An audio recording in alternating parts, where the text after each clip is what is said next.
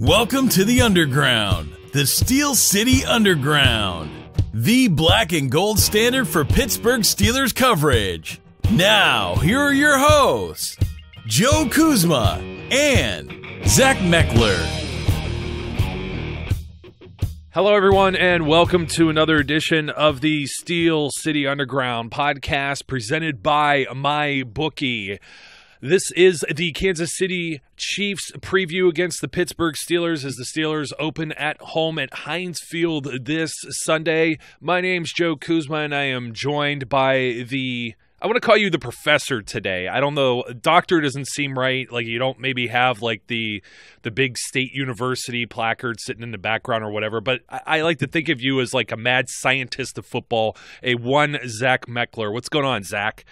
Not too much. Still trying to recover from last week's tie. I think I've kind of finally gotten to a point where I can accept it for what it is. I know a lot of Steelers fans are still reeling out there, but I'm in a much better place than I was on Sunday. That's for sure. Oh, I'm going to steal one of the quotes that you said earlier when we were talking. I think you said something like "Players play and coaches coach." Yet everyone wants to fire Mike Tomlin, right?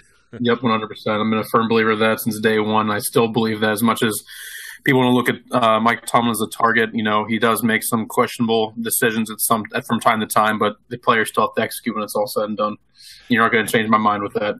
Yeah, there wasn't like a head scratcher, like as far as a play call that I recall in last week's tie. And then the other thing was, well, the offense wasn't creative. Well, I don't remember Todd Haley having run pass options, the RPOs, not RKO, although I would much rather prefer that to some of the Yinzers out there. If you don't know what I'm talking about, look up Randy Orton. That's a WWE thing for some of the people who actually like when I refer to that. So I threw that in there just for them.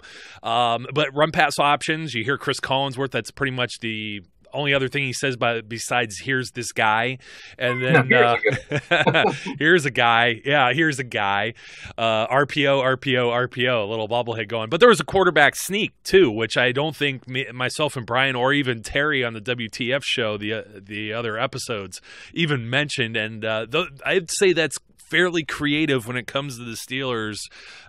You know what I mean? It was bad weather. I mean, well, what else are you going to do? Bad weather, week one, you know what I mean? There's all kinds of things that, even if it was great weather, which we're going to talk about because the Kansas City Chiefs played in L.A. I'm going to try not to call them San Diego. They went out to Los Angeles to the little soccer stadium they have that holds like 30,000 people. Their fans invaded, and it was almost like a home game with really great weather as they beat on the Chargers, who, quite frankly, should have been a lot more competitive in that game. They lost 38-28, and we'll mention a little bit of that as well. I think some of the storylines heading into this game, though, there's some things that scare me. I mean, Ben Roethlisberger has an elbow issue. Like, what is this crazy thing that's going on? He sat out the last two practices. We'll see if he's going to be active for Sunday. That's kind of crazy now because now you have two quarterbacks behind him that have never taken an NFL snap, with Josh Dobbs being the guy taking all the first team reps now. And there's a few other injuries and things. Vance McDonald's finally a full participant, so now he has to get integrated up to speed. He might be on like a snap count, a pitch count, so to speak. And then David DeCastro with his hand, although DeCastro said he's a warrior and he's going to play. Cam Hayward, nobody's talking about that injury anymore. He seems to be a full participant as well. But Joe Hayden is another guy who could be sitting out but has a suitable replacement. So it's a scary thought to think that with how little the Steelers have scored points against the Chiefs, even though they've beaten them in all but one of the last 5 games, this will be the 6th game in, 4 years that they have played the Chiefs, which is like, you know, they have more victories over the Chiefs than any other team, and they don't even play in the same division, so it's kind of crazy to think about that. But they've been close games, and it's kind of, you know, it's a little bit of a scary thought because the Chiefs, you know, they looked impressive with their new quarterback Patrick Mahomes. But I'm going to ask you this. I know you're a Dobbs truther. I'm a Dobbs truther. Is that what scares you the most about Sunday's matchup? Like the big thing, you have to put it on a marquee outside the theater. I'm worried about Ben playing and Ben being 100% Ben, because even 80% Ben doesn't always seem to be the prettiest thing. Yeah, I mean, it's something that I think is getting a little blown up in the media more than it should be. But, you know, whenever you have your franchise quarterback missing 2 practices in a row, it's something that's going to raise a couple eyebrows regardless of the circumstances. You know, for me, if it was any other week, like if it was the following week, against the Buccaneers or even, another game against the Browns, I'd feel a little more comfortable about it. But this is a Chiefs team that is very, in my opinion, exploitable on defense. Offensively, you have Patrick Mahomes and you have, Kareem Hunt, you have Tyreek Hill, you have guys like that that are going to be able to blow the top off of defense, but on offense, but on their defense, there's not a whole lot going for it. So I think it's a very good opportunity for the Steelers to try to get some semblance of a passing game going. And whether or not Ben's ready to go, on that playing elbow, that throwing elbow, throwing out Josh Dobbs into that type of environment, I believe that he could rise to the occasion, but I think you're going to have to change your offense up a little bit. He's not as seasoned, especially in these type of critical AFC matchups where the Chiefs are a team that we talk about every single year that's, vying for a playoff spot, and that, the Steelers are find a way to drop this game that could largely impact them when it comes to playoff time down the road. So I think seeing a guy like Ben in the lineup is going to be something that's going to be imperative for them to at least have more of a fighting shot to get a victory. I do believe that Dobbs would give them a little bit different type of advantage, especially when you look at the RPO concepts. I mean, they ran them, I think it was 24% of the time, or play action at least 24% of the time against the Browns last week. And I think realistically, Dobbs gives you even more flexibility there. We saw in the last two preseasons his ability to make plays on the run with his legs. And that's a little bit, something that they might not be able to game plan for, because when you game plan against Ben Roethlisberger, you plan for that shiftiness, but you don't plan it on being an actual staple for the actual game plan. So I hope he's out there. I really would be surprised if he's not, but you never know if he's going to take a hit from, a guy like D Ford, a guy like Chris Jones comes up, gets a hold of that elbow, goes down the wrong way, and all of a sudden you're seeing second, third quarter Joshua Dobbs getting shot into a game that is either very close, Steelers are trailing, and then, that's a trail by fire at that point, seeing what he can do. And, hopefully it doesn't come to that point, but stranger things have happened. Yeah, I mean, this is a little different than preseason, and this is the thing that kind of just scared me about dumping Landry Jones. I know I'm still over-biased for him, but trust me, I still I was fighting for Dobbs to make the team, too. I said, 7 or 8 drives of 70 or 75 yards or more for a touchdown in the preseason. Still impressive, but playing against guys in the preseason. This is the big boys now, because, even if they would have played the Chiefs in the preseason, they don't have some of these guys like a D Ford or a Justin Houston that are out there, they'd be sitting on the bench. So this is completely looking Eric Berry at safety. So, you've got some seasoned guys. There's some change on the Chiefs defense too, because they've been gashed for rushing yards. And I want to bring up Le'Veon Bell for a second, because now I'm not going to say this is necessarily, but people are making the case for, Le'Veon Bell was the Chiefs killer out there. I think 493 yards. Now, Jeremy Fowler put it out. He had it wrong. It was a typo. I think it was just because, if you're typing on a keyboard, the 3, 6, and the 9 are all together. I think he just hit the wrong 2. I think he had something like, 493, and I think he put 496. So it was just off a couple yards. But anyways, he's saying that's what Le'Veon Bell had over the last 3 games, all wins against the Chiefs. And you know what? He piles up some more yards there if you go back even 4 games. But here's the problem. In those games, when you only take the last 3 games, I think he had something like 10 catches, 80-some yards receiving, and total as a receiver and runner, just 1 touchdown in 3 games. He was not scoring touchdowns against the Chiefs' defense, so they at least had that much game plan that I could say for them. If you want to throw in the 4th game, which is the one in 2015 that Landry Jones ended up playing in place of Ben, Bell ran for 121 yards rushing there, and he caught 4 passes, but it was only 16 yards receiving. Still, no touchdown in that game. So he had 100 yards receiving on 14 catches, which is only 3.5 catches for 25 yards. Now, why is that kind of important? I think James Conner can at least do that, because we were talking about this.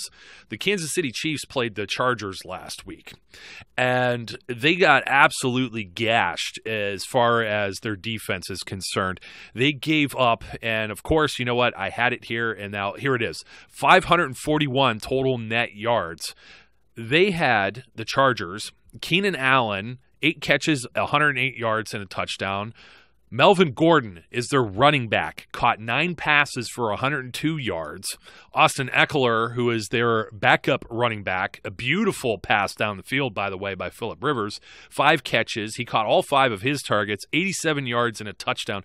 These are 2 running backs that almost, as you said, combined 189 yards receiving. And then, of course, Melvin Gordon wasn't, necessarily terrible on the ground either. 15 carries, 64 yards. Eckler had 5 for 39. They each had pretty decent longs. There was a long run, Travis Benjamin for one, probably an end around. I can't remember the play exactly, but it was a 19-yard scamper too. So we've seen guys like Juju or Ryan Switzer just did this in the opener.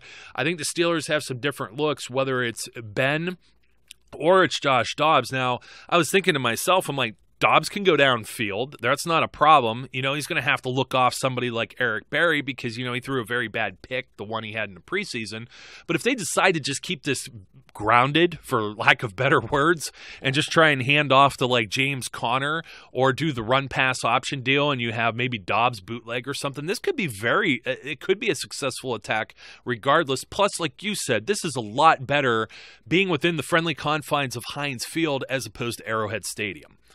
Yeah, I think you look at the Steelers in recent memory, they've had very easy success on the ground when it comes to the Chiefs, and they have not been afraid to pound the rock and, go and use what's working for them, and that has been the ground game.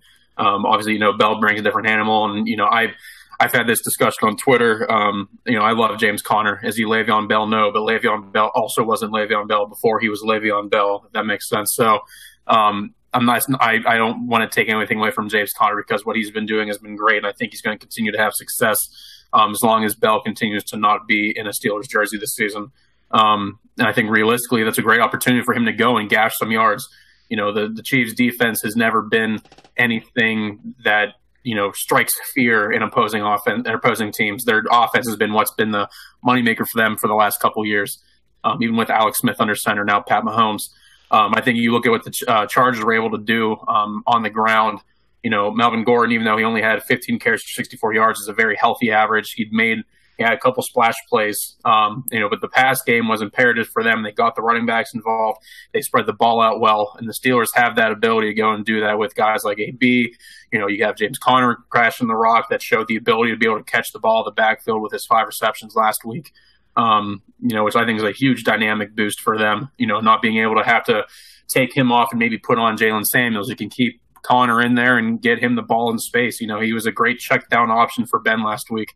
You get him in the field like that, getting the ball in his hands and put his head down and gain some yards. I'm excited to see that happen. I think it's a great opportunity for the Steelers to at least get some numbers up there because I think this Chiefs defense, especially in the secondary, after losing Marcus Peters to trade, and Eric Berry, I've heard of some injury rumors with them. I don't know if he's going to be available to go this week. That's very susceptible secondary.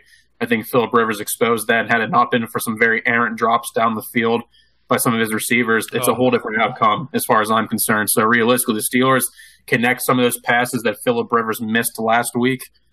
You're going to be putting up a huge box score when it comes down to that, as long as Ben can find the ball in space to check downs, get to AB, get the Juju down the field. I like their opportunities that they have there on offense. Well, that helps too, even if it is Dobbs, because it's Antonio Brown. He's the GOAT, you know what I mean? And Juju's working on that. He's in his sophomore season now. But yeah, you mentioned there was more than one downfield. There was one that Keenan Allen was downfield, stepped out of bounds, just barely stepped on the stripe, and that would have been a huge gain as well. And I think that just totally, that killed the one Chargers drive. Another one didn't really, because they ended up converting third down. They ended up making up the rest, but there was a long pass that was right in the end zone, right in the breadbasket for Mike Williams, and he just dropped it. He just flat out dropped it. And there was a few others that were like that, and they were out of sync as well, Phillip Rivers and some of his guys.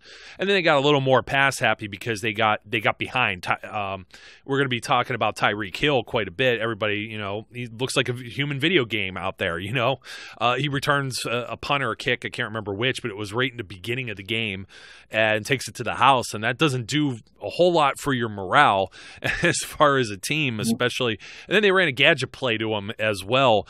And, those things work, but how often will they work? One thing that was missing for the Chargers was, they have a very fearsome defensive end duo, but one of those guys, and Joey Bosa, did not even play. He wasn't in the game. So what you had was Mahomes he attempts 27 passes, not quite up into Phillip Rivers' neighborhood of 51. It seems like a guy's always throwing 50-plus passes in a game. But 55.6 completion percentage was enough to get it done, which isn't the most impressive thing in the world, but the Chargers couldn't get to him. They only sacked him once. He ends up throwing 4 touchdowns. One was a 58-yard long. There was a quick slant. Those type of things. It reminds you of, the same argument somebody makes with Landry Jones. Oh, well, the one game he threw it to Martavis Bryant and then or Antonio Brown, and then they did the rest of the work. Well, that's kind of what happened here in the same aspect. And he got some help.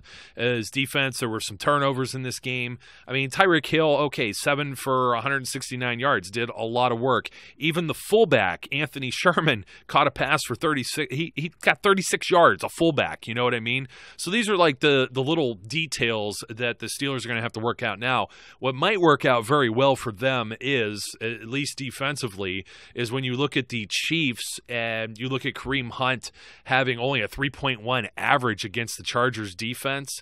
I mean, Spencer Ware came in, he had a 27-yard long, so he averaged 10.7, but you throw those two out and his other 2 carries were good for 5 yards. That's 2.5. They were absolutely miserable running the football. They're going to have to rely on the pass, and if you recall, before Joe Hayden was even around, and I have the utmost faith in Cam Sutton, and we're going to be talking a little bit about the defensive side of the ball here. I guess I've already kind of jumped into it. Artie Burns did a pretty good job shutting some of those guys down, but you look on the flip side and you look at the secondary for the Kansas City Chiefs. Now, they added some new linebackers. They still we talked about Houston and D Ford and that. Even if B.J. Finney's in for David DeCastro, I still have faith in him. I think the standard's still pretty standard in that regard. I think Vance McDonald gives you another dynamic in this, but even take all of that away, I don't think they have the personnel that's capable. If it was just Antonio Brown, that would be one thing, but add Antonio Brown and Juju, maybe Vance McDonald, maybe the Steelers look at this tape, they look at this week 1 film and decide Jalen Samuels is somebody that they might want to get a few snaps and work some different things in. I think the Steelers, we'll put it this way, whoever's under center, even a banged-up Ben, I don't expect them to give the ball up as many times. If they do, they'll definitely lose the game. There's no doubt about it. But I think it's an anomaly because of not only week 1, the ironing out all the kinks, but also the weather that was up in Cleveland. I don't expect all of these turnovers. At the very worst, it's going to be one of these games where Chris Boswell kicks 4 or 5 field goals. Yeah, so as a little side here, my thoughts on last week's game as an anomaly. It's not going to happen as far as I'm concerned. I'm confident moving forward. It's week 1 in an AFC North matchup, and whether it's the Browns, whether they're 0-16, or whether it's the Ravens of 2012, it's still an AFC North matchup. And whether people like it or not, those games are always closely contested. The Steelers and Browns always play each other at the highest levels, and those games always end up being closer than you want them to, especially when they're early on in the season. Last year's 21-18 game, I was at that game. I was having heart palpitations throughout the entire second half. So it's just the nature of Steelers Browns football. You add in the weather, you add in just the nature of having the offense not together, which raises a whole different conversation about preseason preparation, but that's neither here nor there. It was bound to happen. I'm not surprised that it did. And again, with the picks, when the turnovers from Ben, they weren't pretty. James Conner's fumble wasn't pretty, but I'm not going to sit there and say that that's all of a sudden gospel, because at the end of the day, I doubt those picks happen again. I mean, I'm sure Ben's going to throw an interception. It's just the nature of his game. But it's whether he's throwing the ball, whether Dobbs is throwing the ball. You're back at Heinz Field, the comfort of your own home. The Chiefs defense, whether we like it or not, the Browns defense is not a bad unit. They weren't a bad unit last year. They're not a bad unit this year. The Chiefs defense, I wouldn't put on the same pedestal, believe it or not, as the Browns defense. I agree with you. I agree with you 100% on that. Yes, absolutely. They're not. And for that reason, I don't see that being an issue. I think the Steelers have the weaponry. Juju, AB had an off game, and an off game for him was still coming close to 100 yards. Juju almost found the end zone, but still put up 119. So there's potential there to have another big offensive explosive game, especially if they're able to protect the ball. If Ben can hold on to the ball, do check downs, not force throws that aren't there. trust the routes a little more as he gets back into the swing of things, there's no reason why he can't put up similar numbers to what Rivers put up last week. And we've seen him do that in the past against the Chiefs. It's just a matter of doing it again and putting those last week jitters out of the way. Yeah, I totally agree. Now, I got a question for you before I jump over to the other side of the ball and defending the Chiefs' offense, because I think we pretty much covered what the Steelers' offense versus the Chiefs' defense looks like, even with the few changes at linebacker and Kendall Fuller coming over from the Redskins to what am I thinking? Kansas City Chiefs, Alex Smith trade. That's what I was trying to think of. Yeah, I'm sorry. Kendall Fuller is going to have his hands full. He may end up on AB's poster before the day's over. I don't know. I don't see how that can be. But I know you're a Pro Football Focus guru, and I don't want to put you on the spot here, but maybe you're not allowed to do any of the sports betting or gambling, but there's some bonuses and stuff if you sign up with one of our partners, MyBookie. You know, we always sound like homers here. We're always like, hey, you know what? The Steelers are going to win. Steelers are going to win. They're -4 right now on MyBookie, which, you know what? They're calling maybe a little bit of a tight game. I believe the over-under last check, and it always changes, 54 points. So that's actually more than what they were. It was like 43.5 last week with Cleveland. So if these are the type of things that you like to think about, and you may not know who's going to win, and you know what? Even if it's a close game, and, you know, you might be looking either way at that 4 points and trying to think about getting in on some of the action, you can do so by going over to MyBookie and signing up. And you know what? As a listener of the Steel City Underground podcast, we have not only just one, but two different types of bonuses that you can get now. Of course, the first one is where they're going to match any part of your deposit there. So another one is free play. And what's happening is that MyBookie is actually getting overloaded. So if you wait and you want to make a deposit there, brand new, 7 p.m. Eastern time or later, they're going to give you an additional $25 of free play on any deposit that's over $100. And of course, the same offer as usual. If you join now, MyBookie will match your deposit dollar for dollar. The promo code, once again, is Steel City, and the website is MyBookie. Sounds just the way that I'm saying it, MyBookie. And don't forget Steel City as your promo code. And you know, you play, you win, you get paid. I forgot the tagline for him there, Zach, but I'm not going to make you answer your employment question there, because maybe you are, maybe you aren't allowed to gamble with sports betting. You know, I'm here nor there. I'm the same thing with, like, you're a fantasy football nut, and I know I am too. The daily fantasy I get into every now and then, I lose my behind on it here or there, and it's like I try and, like, think I know it all, but when I'm looking at the Chiefs' offense here, and I'm looking at, okay, Kareem Hunt, we talked about how he didn't necessarily have the greatest yards per carry or whatever against the Chargers. And part of that, you know, could be game script. Maybe, you know, the Chiefs get ahead, but still, it was only like 16 attempts. And I mean, overall, they gave Tyreek Hill the ball twice, and he only carried it for a total of 4 yards. He actually lost yards on the one. He got a 7-yard run, and then he got stopped behind the line. It was completely snuffed out. And I could totally see the Steelers defense being prepared for that.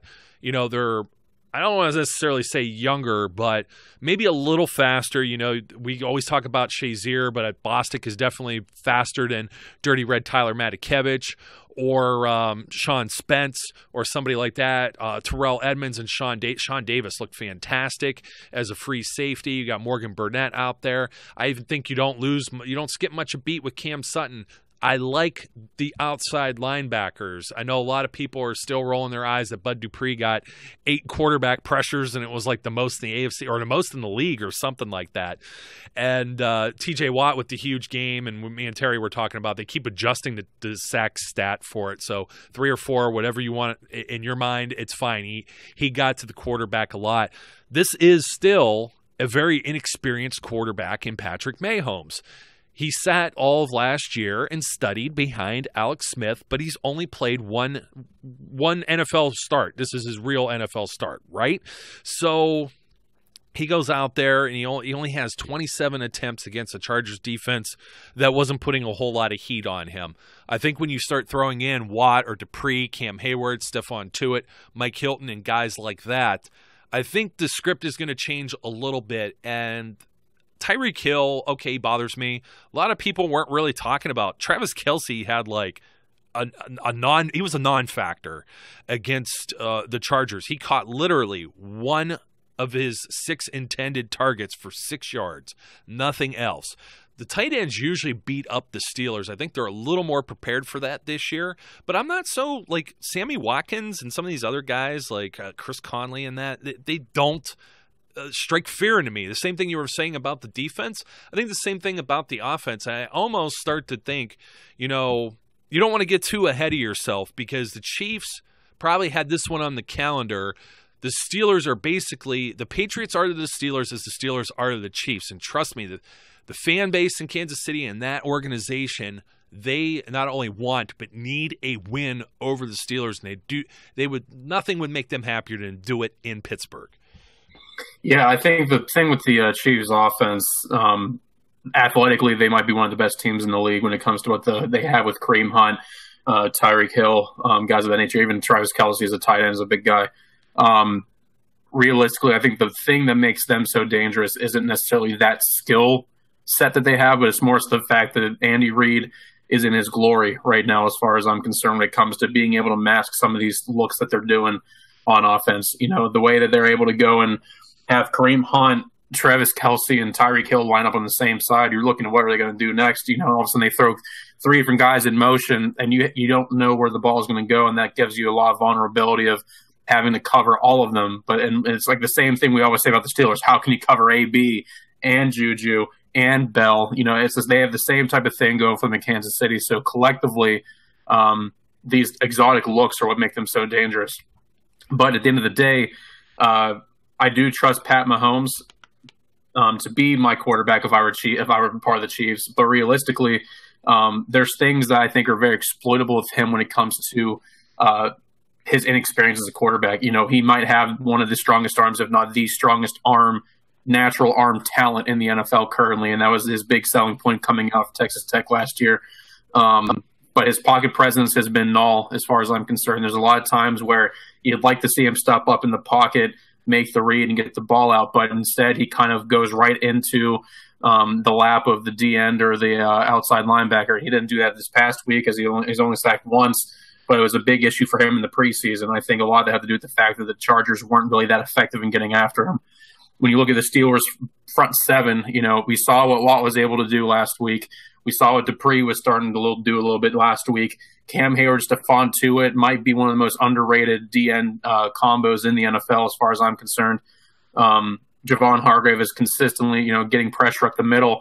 I don't know how well Mahomes is going to be able to adjust to that. I mean, he could come out here and all of a sudden look like Ben Roethlisberger light when it comes to floating around the pocket, but I wouldn't put my money on it realistically. And if the Steelers can get some pressure on him and force him to get the ball off early, he has the arm talent to get the ball out. But I also, on the outside, trust Artie Burns' athleticism to keep up with a guy like Tyreek Hill. They're very comparable when it comes to their speed. Sean Davis looks a lot more natural and a lot more comfortable at free safety compared to him being forced into a strong safety role over the last 2 years. I like his talent there. You look at over the middle, you know, the Steelers do a very good job of blitzing their linebackers up the A-gaps. And, you know, you see a lot of that with Vince Williams. We saw it with John Bostic last week. That creates more pressure up the middle to create Mahomes to have to force to do more thinking and get the ball off and go through his reads. And I don't know if he has the ability to do that. Kind of touching base on the Travis Kelce thing, you know, I can personally attest to it because I have him in 4 of my fantasy leagues. I got the suffering of it last week, and I'm praying for something else, but he never used tight ends in college, so he doesn't have to rely on them. So Travis Kelce is kind of an added bonus for him. Last year against the Steelers, he didn't have a great game, and I think the Steelers are a little better equipped now, even without Ryan Shazier, to be able to combat that across the middle. And I think him not having to rely on Kelce and him being forcing balls to either Kareem Hunt on the throw or Tyreek Hill. I mean, Tyreek Hill really had the bulk of his receiving yards last year. I mean, beyond him, Sammy Watkins was the only receiver to have more than 1 reception. And, you know, if they find a way to be able to shut down Tyreek Hill, which they did last year, and, you know, last year they were able to move the ball at will down the field. Alex Smith had a career year as far as when it came to really throwing the ball down the field and trusting him to be a gunslinger. And he did a good job. But last year against the Steelers, I mean, Tyreek Hill only had 34 receiving yards. So realistically, if Artie Burns can lock up on him, they're very athletically comparable. Artie Burns, I think, is on the right trajectory right now. I don't know if he'll ever be an elite corner in the NFL, but right now he's certainly the number one in my eyes. You have him out there, especially with Joe Hayden being out. Well, yeah, of course. Yeah. I put that little aside there. Joe's Joe's probably one of the top 5 players on the entire Steelers roster. People probably don't realize it, but he is. Yeah, so having athletically the matchup with Burns on the outside, I like that. I think that will create a really fun matchup to watch, regardless of what the outcome is. It's going to be a lot of good football to watch. I think they match up very well. But I think, if the Steelers cannot get caught up in the mentality of, trying to overthink these exotic looks that the Chiefs so frequently deploy, I think they do match up very well with the offense. I know a lot of people won't want to see that because everybody has their narratives about how washed up the Steelers defense is. But realistically, I'm excited to see them rebound. They didn't have a bad game last week against the Browns. There was a lot of talk about containment issues, which there were. But nothing that I think is not correctable. You have a guy like Tyrod Taylor, who's one of the more mobile quarterbacks in the NFL. You're bound to have a couple breaks. You would like to see a little bit better, and I'm sure it's going to be a point of emphasis with Keith Butler moving forward, trying to get some of the corners, like having Mike Hilton come in on nickel packages and really kind of containing that edge, having Bud Dupree and Watt kind of continue to contain on the outside. The way that I see it, there's a lot of potential there to have it be a much more improved look from what we already saw last week. And that's without Ryan Shazier. Would love to have him back. I'm praying for him to continue moving forward. But I like where the Steelers defense is right at this very moment. I know a lot of people would disagree with that statement, but I think this is a very good test to see the type of unit they can be this year. If they find a way to be able to shut down Mahomes' big arm, continue to contain Kareem Hunt, not even as a runner, but just as a receiver as well, and allow Tyreek Hill to not have a track meet, I think it's an exciting matchup. Even in the sloppy conditions, I mean, they held Carlos Hyde to 22 for 62, 2.8 average. And one of those was 12 yards. Otherwise, he wasn't even averaging not even 3 yards for a carry, which is very miserable. And Nick Chubb broke one for 17, so he had a total of 21. That means his other two were 3.5 average. It was not. And Duke Johnson, he was shut down too, 5 for 17, about a 3.4, which was actually is not good, but it was the best of all of the bunch there. And you're going to have some of that containment stuff, not only week 1, but also because of it's not an excuse. It's just reality. I mean, the weather sucks. You're going to slip and fall and things like that are going to happen. And I mean, Jarvis Landry, you know what? Probably just as much of a threat as Tyreek Hill, to be completely honest. So I think the Steelers are very well prepared for it. The one thing that's a little different is they have a new offensive coordinator in Kansas City. So Eric Bieniemy, who you may remember, who did he play for now? I wanted to, I was like ready to look it up. Oh, he did play. He played for San Diego, so the Chargers, the Bengals, and the Eagles.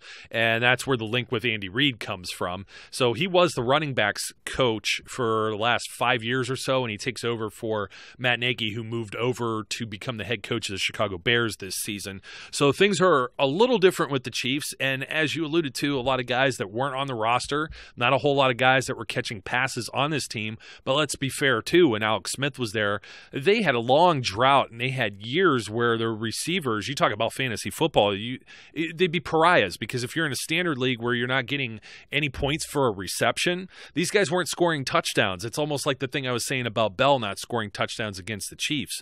So I think we're going to see a completely different game than we're used to between the Chiefs and the Steelers, especially so if we have problems with like Ben Roethlisberger or something like that. But you've got the new quarterback in Mahomes. I still got to see a lot. There's a lot of buzz around him for throwing those 4 touchdowns, but like 250 yards or so? I mean, it's, he got the job done, and he didn't make any big mistakes.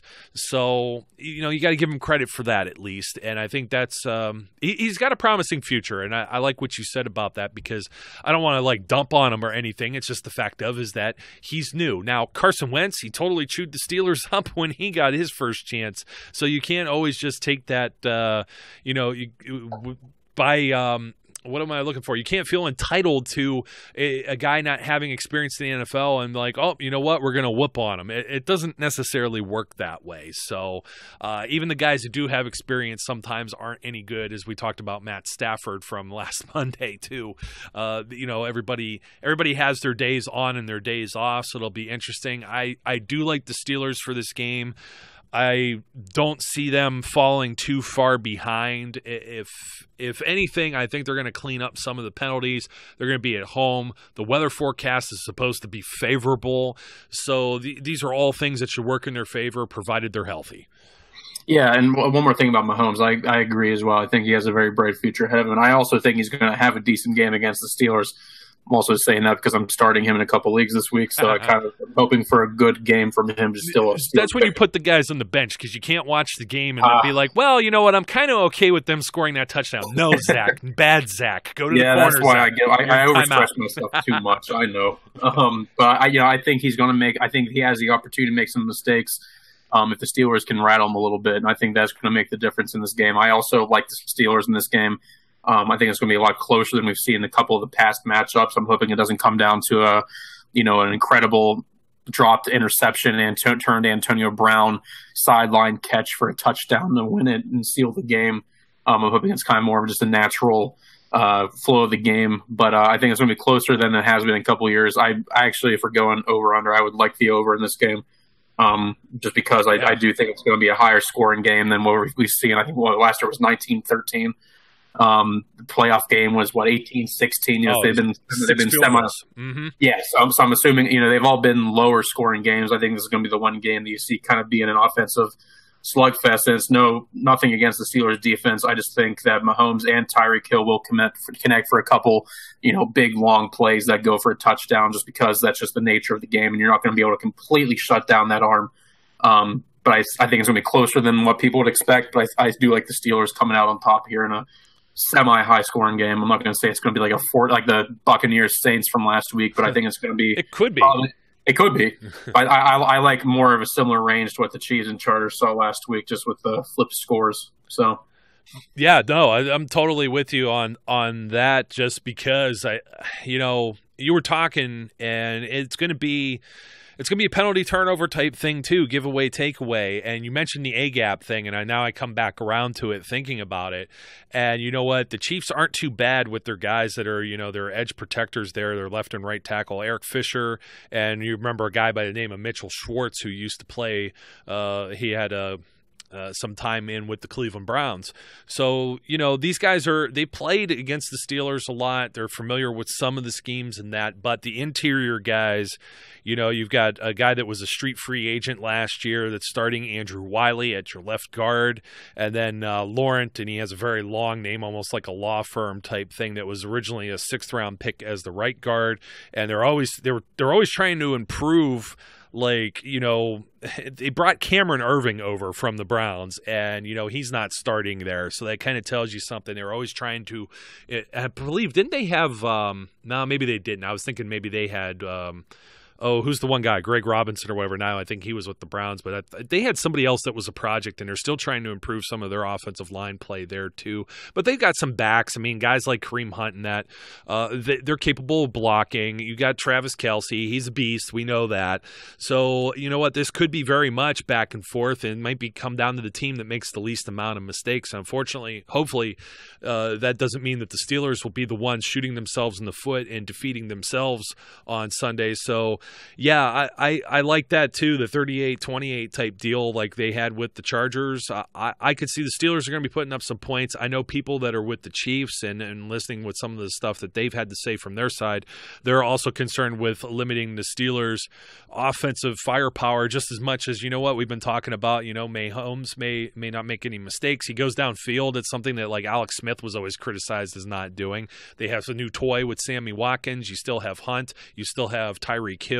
You still have Travis Kelce. So it's going to be a good time. It's a very interesting home opener for the Steelers. On paper, they have a very good schedule this year, so we're going to see how they hang. They need to come out with a victory on this one just for the reason you said. It's an AFC matchup. Very well could be that the Kansas City Chiefs are in that playoff hunt. And if you get into a position where you're jostling for a certain seed or even a wild card, although, I don't want to go that far. I think the Steelers are still favorites with the AFC North. But you know what? These are all things that you can't come out the gate and be like 0-2 or 0-3 or 0-1-1 in this case. This is going to screw up everything with that tie. The conference games are just as important as the division games when it comes to postseason. Oh, 100%. And every game matters. You can afford to drop a 1 or 2 of the NFC games. Is not that big of a deal, but you can't afford to lose these AFC matchups, especially with teams like the Chiefs that are always jostling for playoff positions, especially with the AFC West looking as competitive as it is this year, at least between the Chargers and the Chiefs. You can't pass up on these opportunities. So this is a really good chance for the Steelers to get out there and try to continue to be the big brother to somebody, and that's somebody being the Chiefs. So I like their opportunity. I like the matchup on paper.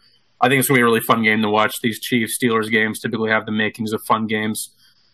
So just from a pure football standpoint, I'm definitely excited, but I think this is going to be an opportunity to see the Steelers kind of put last week behind, show that was just another standard AFC North Week 1 matchup that need to get everything ironed out. And the Steelers are always going to be in early season form. They have a bad game, they have a good game, they have a great game, they have a terrible game. It always just seems to be the nature of the first quarter of the season. But I think it's going to be a good matchup, and I'm excited to see what happens on Sunday. Yeah, the other thing we didn't talk about, and I'm just going to insert it in real quickly, if Ben's out there, I think more hurry-up offense, more up-tempo, more no-huddle type deal. We kind of saw maybe like a brief glimpse of it, and then it was like, well, they got a lead. That went in the trash can, you know what I mean? So yeah, and it's in that weather too, it's hard to start doing hurry-up offense as well. You're having communication problems with the sideline, with the weather, with the wind. When it's going to be a day that's supposed to be on Sunday where it's going to be at least somewhat favorable weather, I think you're going to see a lot more hurry-up offense, which, again, will only benefit the Steelers when it comes to the Chiefs and them trying to figure out what's going to be going on and where the ball is going to be going. So I agree with that. That's a great point. Yeah, that once again would be something a little bit more different than what we saw. And you know what? All of the other storylines are kind of out of their hair.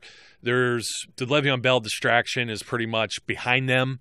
As long as they're healthy, they don't have to worry about the whole Todd Haley with Cleveland and traveling on the road and all these other things. I think they get their business in order this Sunday. So Zach, and I don't think Bruce Arians is calling the game either. So no, and you know what? I saw who it was, and it wasn't actually like the A team over at CBS or whatever. Too, I had it, and I no longer have it. But Jerome Boger is the referee, and I love listening to Jerome Boger on the microphone. He's the guy who has that I don't know if he's from somewhere in the South. I would like to say like Louisiana, but I don't want to put him on the spot with that. But he has almost like that kind of Cajun or kind of like Southern kind of I don't know. If you listen to me, he'd probably say I have a Yinzer accent or something too. So that's totally cool. I'm not saying that, but you'll know the guy as soon as you hear him. You'll know what I'm talking about. You know what?